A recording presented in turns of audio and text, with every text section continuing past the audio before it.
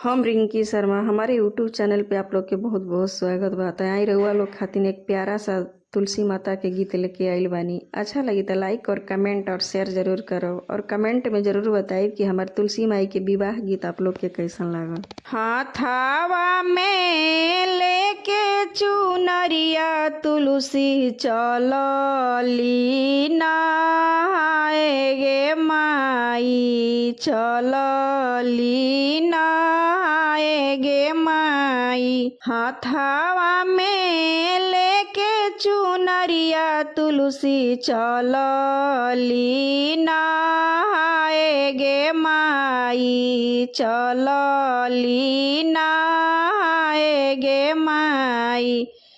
रहिया में भेटली रुक्मणी देव बोलेली मुसुकाई गे माई बोलेली मुसुकाई गे माई। के कारक से पवलू सेंधुरवा मंगिया लिहलू टिकाई गे माई लिहलू टिकाई गे माई।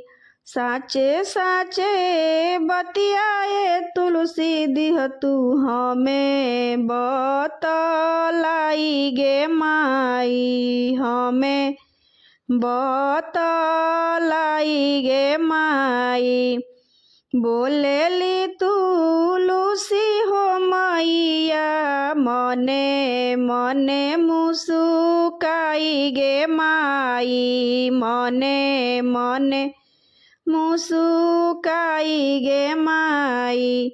मोरे प्राण के आधार बाड़े हमारो कन्हाई गे माई हमारो कन्हाई गे माई।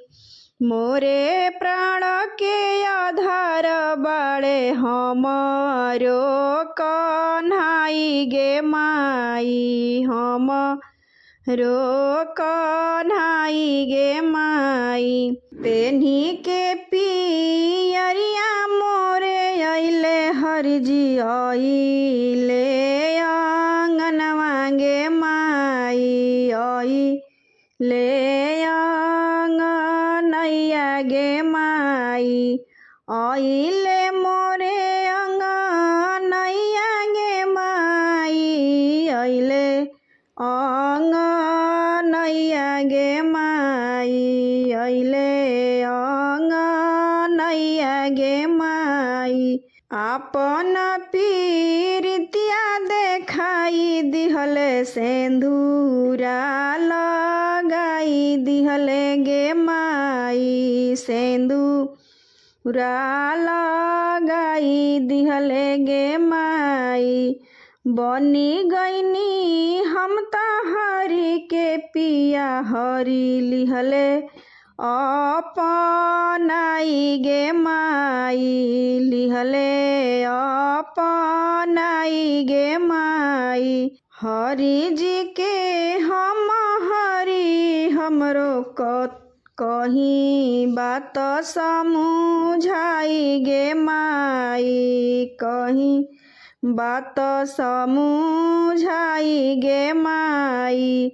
हाथावा में लेके चुनरिया तुलसी चलली नहाए गे माई चलली नहाए गे माई।